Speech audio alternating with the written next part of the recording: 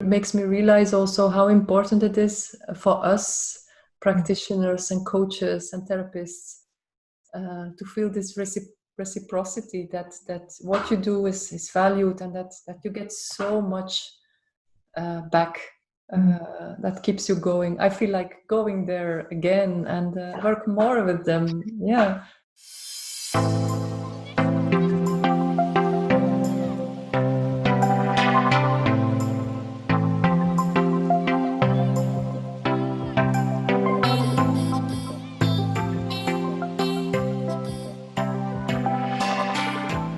Good morning, welcome. My name is John Brooker from Solution Focus in Organizations, and I'd like to welcome you to this interview with Liselotte Baeijaert. And doing the interview today is Julia Kalenberg from Switzerland, Liselotte's from Belgium. Julia, it's over to you. Thank you very much, John. I'm really happy that you asked me to do that podcast, the interview with Liselotte. And it was already yesterday during the pre-meeting. It was so enriching for me that I was very much looking forward to the real interview today. So maybe out there are some people who don't know you, Liselotte, yet. And so you have been creating so many ripple effects and left heart prints together with your partner, Anton Stellamans from Il Faro. So I would like to first ask you, what's your background in SF and what's your experience? Tell us a little bit about that. Okay. I really stumbled upon SF in a very accidental way.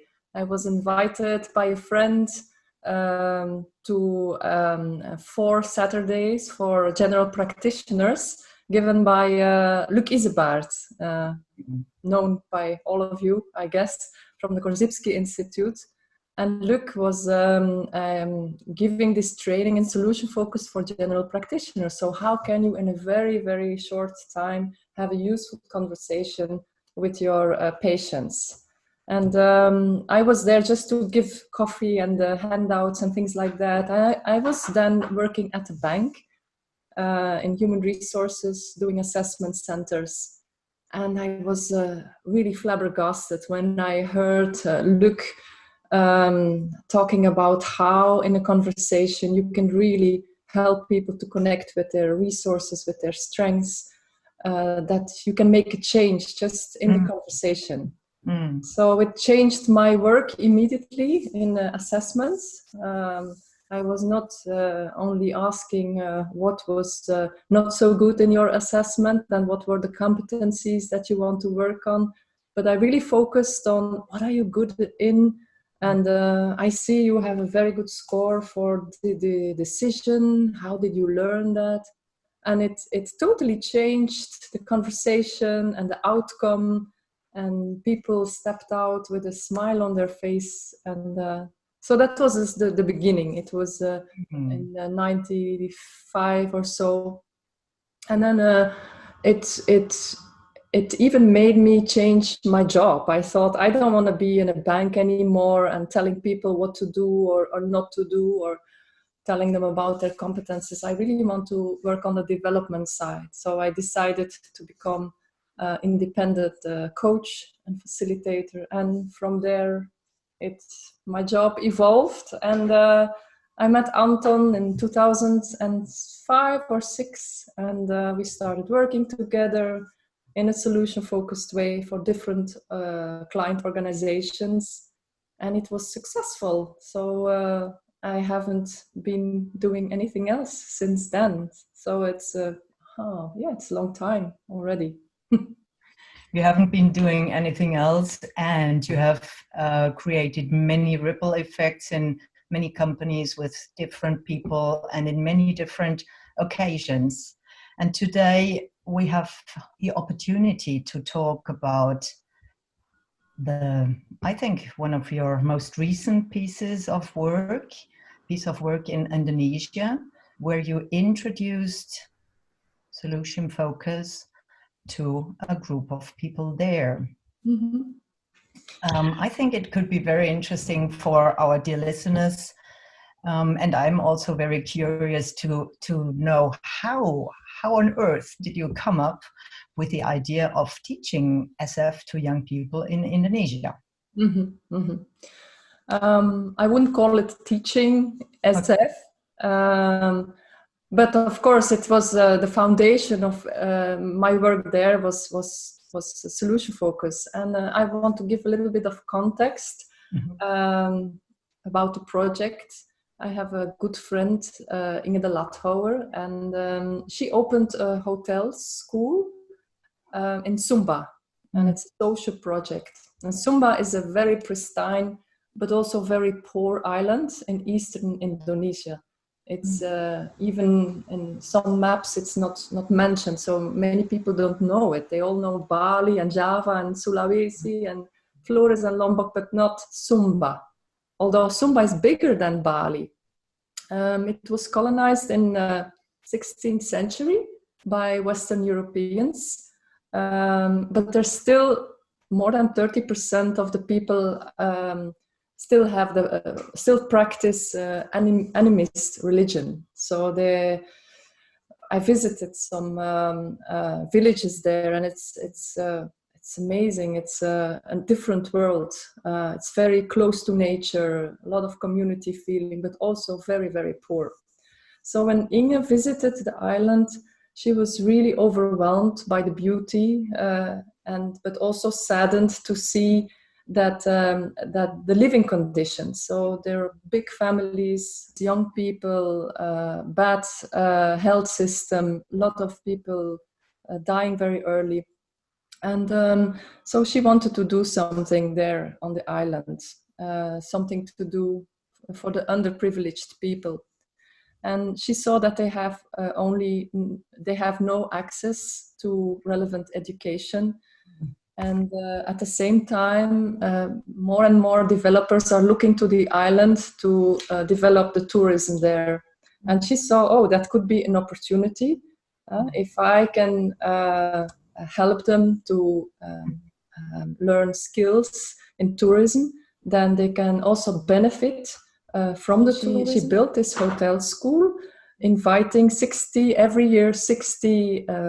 20 years old to the hotel school to learn skills like hospitality, culinary, front office, English language, housekeeping, and spa. And of course, also life skills. So, and the project is really wonderful. I visited it 2 times, and I was amazed to see how in 1 year time the students made such progress in English language, but also in the way they interact. So it gives them a lot of skills, and only if one child from a big family could have a good job in tourism, it could help the whole family to have a better living standard. So it's a beautiful project. It's also a very beautiful school for people who want to visit it. So you can really go there and be tourist, and you will be served by the students, which is very touching because they really do it from the heart. And it made me cry the first time just to see how they want to do a good job and give you the best possible time when you are there in holiday. Now, a couple of months ago, I was at a dinner with Inge here in Belgium, and she was talking about what was keeping her busy. She said, we're doing really a good job, and the students make enormous progress. And she had contacts with all the hotels in Bali and in Sumba, and she really helps them with their internship, and she looks if the conditions are well, if they're not being exploited. But she says we can see that after a couple of months or maybe after a year, they go back to their communities, which is very strange. So they see all the benefits of working in the hotels, and they make a good living, but they don't have this long-term vision, like if I do this for a couple of years, I will really have a good job and I will help my family out of misery. The community sense is so strong that they go back to their villages. And it's a bit of waste. So she was thinking, how can I help them to stick a little longer and to really continue their education and their progress and really get out of poverty? So how can we develop this long-term vision? And that was, she says, they also need some more life skills, because they are very vulnerable when they go to the hotels and the supportive system is not there anymore, and the teachers who encourage them in a very positive way, they're not there anymore. So how can I teach them to be stronger and really feel I'm the captain of my ship, and if I persevere, that's it. So then I said, well, maybe we can do something. Maybe we can. I can go there and give them we can have some workshops so they can discover their own resilience, and they can also learn some tools and some new habits, because I'm convinced that change is only happening when we have new habits of thinking, of doing and thinking together. That makes us a little bit more that gives us direction in our life. So that was wow, that was the background and the whole story, how your friend Inge got you into the boat. And I love this metaphor of being the captain of my boat. You already mentioned it yesterday when we had our little pre-meeting, and you really impressed me with this metaphor and with the story of the 30 habits for a happy life. Yes, that's this little booklet that we made. It's great. I had a look at it already, and it's Liselotte coming out of every line in this booklet, you and Anton. So it's a lovely booklet. Great. Yeah, but because we were thinking, if we use the term solution focus, it doesn't. I think it's not appealing to them. It's a method. If we use the word resilience, because it's also about being resilient and bouncing back and knowing how to deal with difficulties, I think it's also too abstract, because you really have to know that their English is really very, very poor. So language was a real barrier, and I was really trying to anticipate how can we make it as simple as possible. And I think a happy life, everybody understands what is a happy life. And 30 habits for a happy life, 30 things you can choose to do during the day that will help you or strengthen you to have a happier day. So and it really worked very well. I was the happiness teacher there. They were making fun of it when they saw us on campus. I was there with a colleague who. And we were the happy teachers, but I didn't mind to be the happy teacher. And I don't mind if they remember our passage there as trying to find out how you can make a more happy life. When you went to Indonesia, what was your question and your best hopes when you went there, Liselotte? Yeah, it really puzzled me to think about these workshops, how to do them, that it has a lasting effect on them, and also that we go beyond the language, because language was more a barrier than it was a help. So I was really trying to figure out what could help to reach them and to help them integrate the things that we were tackling in the course. So it was a big group also, and I knew I had 3 workshops with them, like 3 half days, which is already quite a lot. And so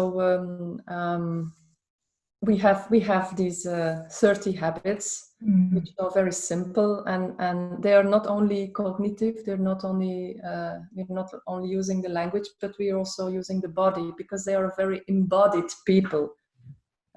It really struck me when I was there the first time, how emotional they are, and how, you know, hugging. We could still hug at that time. I think we have to use what is there already, not come with our best practices in solution focus here in Western Europe, but really look at what kind of people are there, what is working for them, what is going to catch them, so that they stay with it, and that they go away with something. And I thought what we can use is exactly this embodiment. They also have this very spiritual, almost ritualistic way of being in their community. So how can we maybe make also use of this magic factor? And solution focus is magic. So I thought, oh, there can be really click there if we use the magic part of solution focus, and we combine it with their ritualistic thinking, their emotional community way of being, then we can make something very powerful.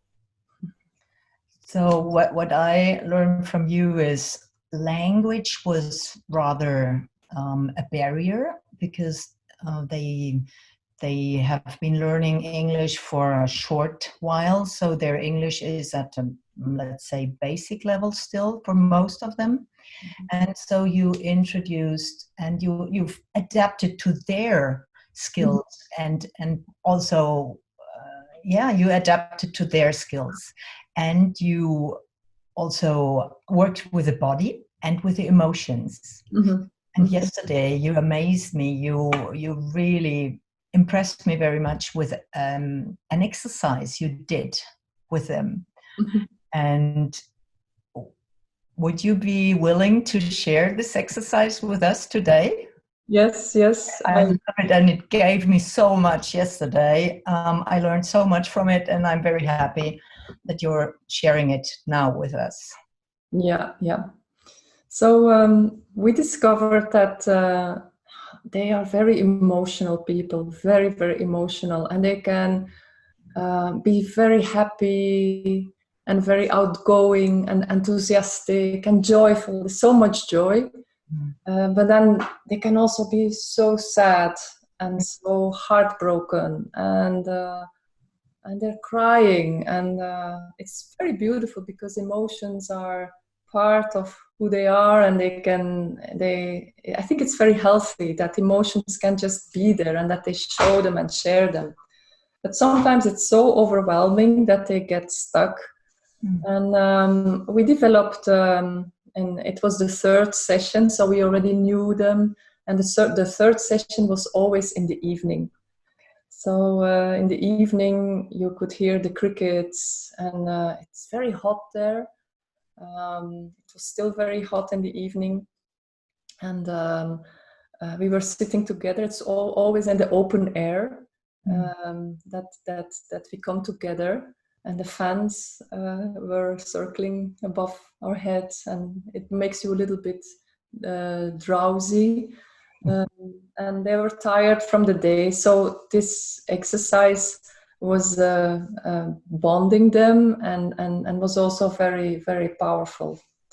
It had to do with the sad feelings, or the when they were overwhelmed. How can you deal with that?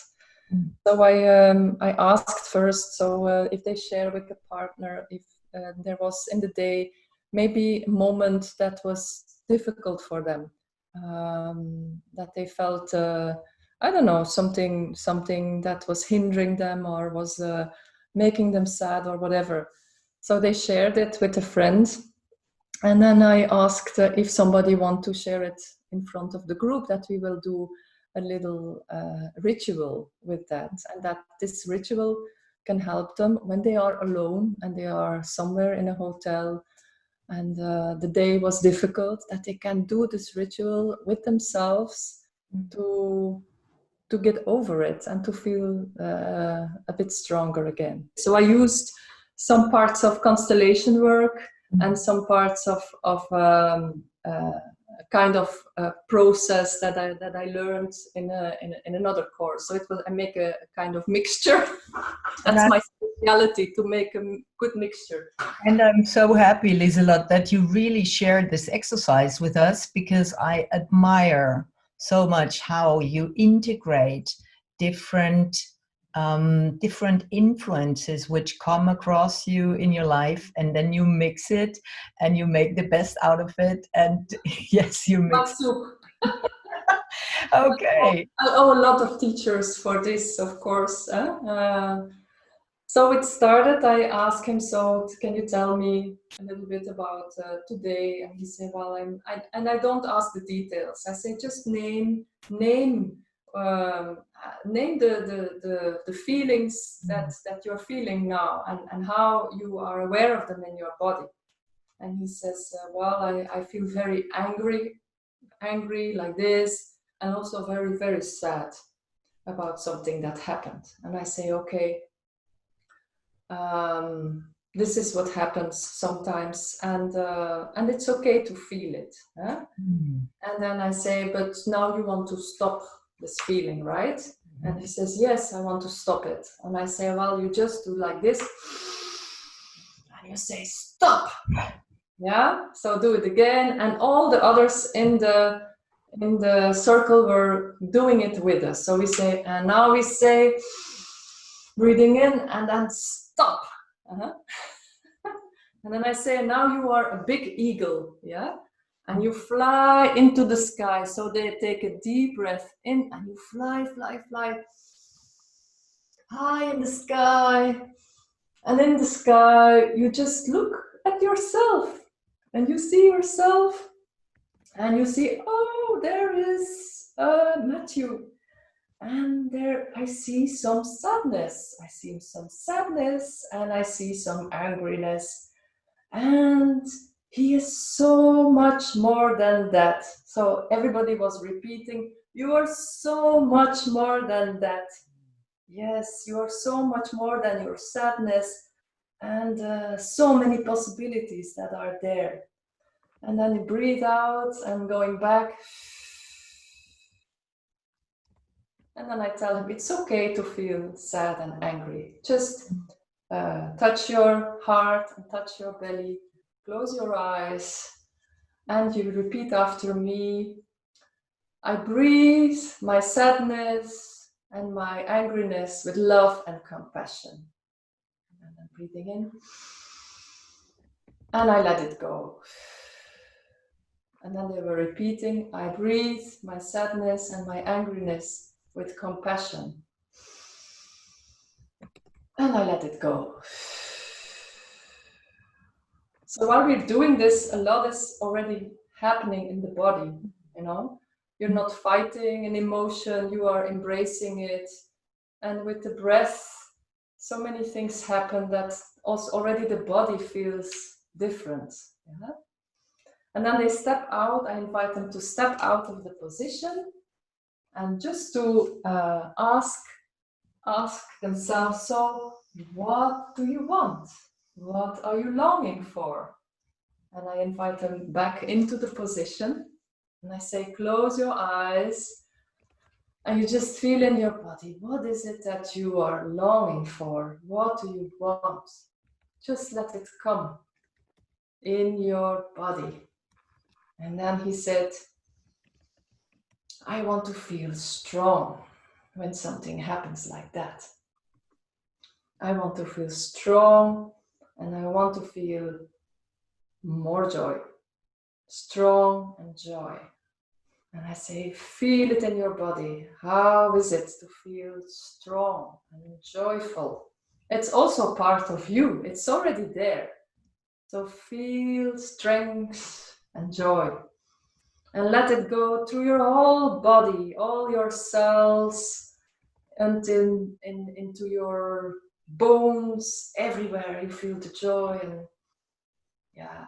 And when you are ready, you can open your eyes and just look at everybody with the eyes of joy and strength. And then it was finished. And they loved it. They just loved it. And they were really helping each other, supporting each other in this process. And then they were also telling that they could feel the change also while they were doing this in their own bodies, in their own heart.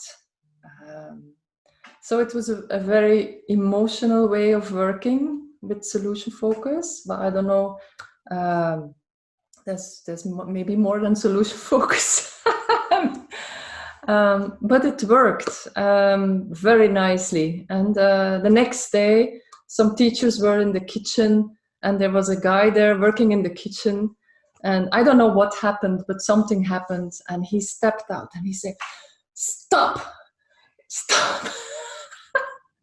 And I heard from others that he was heartbroken because of some kind of romantic relationship being broken, and he was already working with this little ritual in himself. So it was lovely to hear.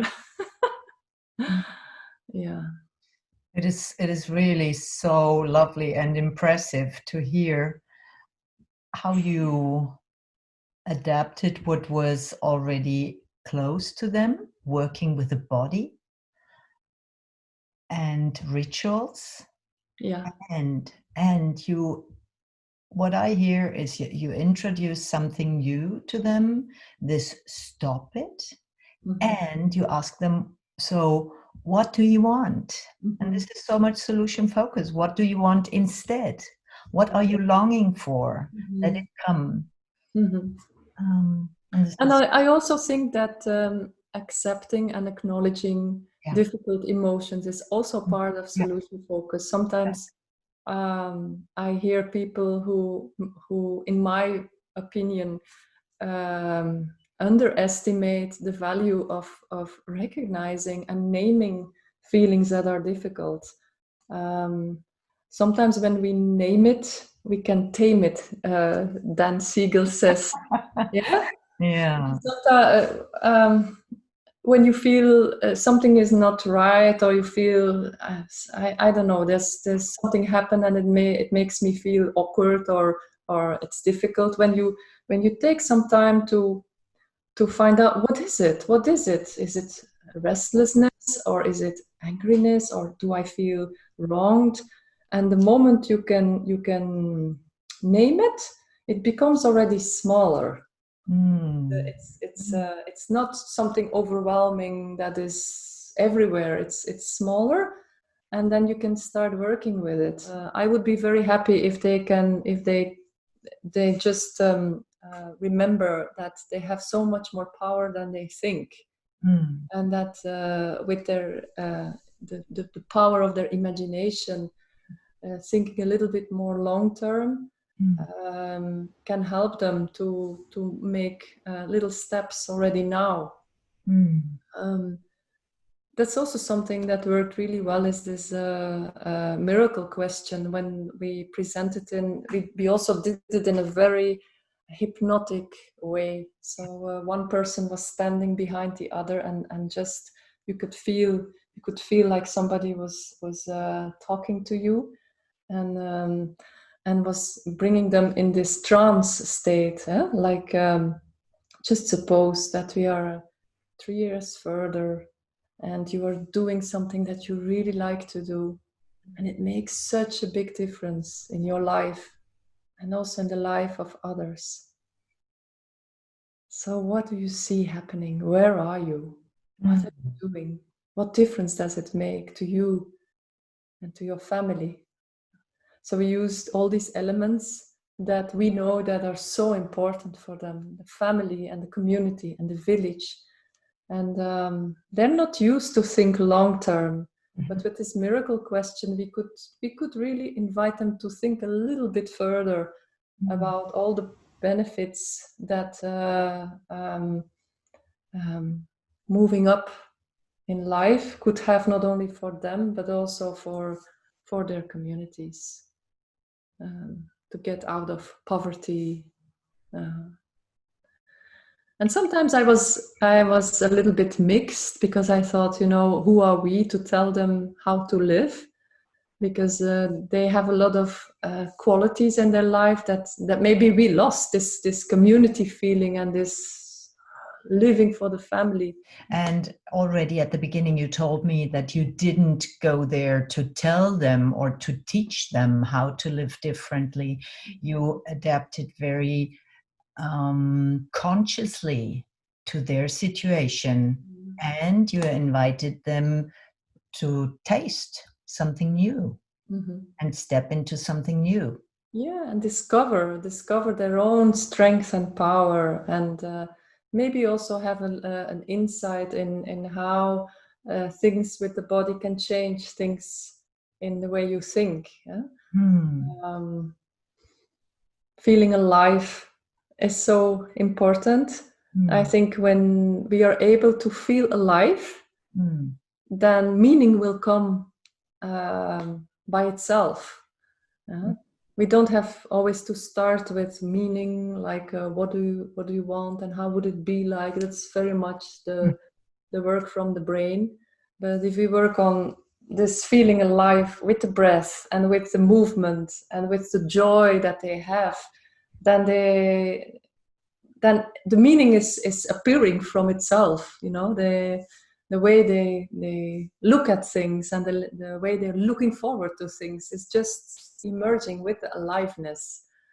I like to work sometimes the other way around, when I work with people, to just come to the aliveness, and then the meaning will just appear. I love listening and watching you talking about aliveness, because when you talk about with things that are happening in our brain, your gesture and posture is so different. And then when you begin to talk about aliveness, you show them something completely differently. And I'm sure that your students learned a lot from you, and vice versa. So for wrapping up our interview, coming to an end slowly, I would like to ask you, what do you think are the most important things, or small steps, can be really small steps, that your students take away and maintain as happy habits to be captain on their boat? Because you introduced the metaphor of being captain of their boat. So what did they take away? That's difficult to say, Julia, because I'm not there anymore, and we are a bit disconnected. But I'm sure they were very fond of the booklet. And they were already reading when they received it, even before we said something, and they were just checking their dictionaries. I was really surprised to see how interested they were. And I think they can pick a choice here of the things that worked for them. That's my hope, that they do this, that they can feel that if I change something in the doing, then it will change something also in the thinking, that these things are connected. And I hope, my best hope is that they are convinced, or that they feel more and more in their life that they have a choice Wow. At any moment in Wow. their life, they have a choice. Mm. I had this also a text from someone who said, it was 2 days ago, he said, he asked, how are you, and things like that, and then I asked, how are you, and he said, I'm very tired from working in the fields and then doing the schoolwork. And I answered, wow, you're still doing your schoolwork, how great is that? So you still have the choice to learn things. So I would be very happy if they can always see this, that there's so many choices wherever you are. Even when we are kept in our lockdown, we have the choice to make it interesting and to see what is there and what can I do. And a very good example of this life attitude is my father, who to be a very famous general practitioner with a big clientele. And now, after sickness, he is almost blind. He has Parkinson. He cannot move anymore. And he still makes the choice of feeling happy in his life and not complaining. And although he is blind, so he cannot work on the computer anymore, he makes calls to this organization who sends flower balls and things like that, and plants. And he's asking them to deliver these things. And he works in his garden, although he almost doesn't see it anymore. So he really makes this choice to make his life as good as possible. Wow. That's so impressive. I think I read a quote by Voltaire in your book, yes. The Happiness or Habits. Can you say the name of the book again? Well, at Voltaire, he says, I decided to be happy because I know it is better for my health. Lovely. Thank you a lot.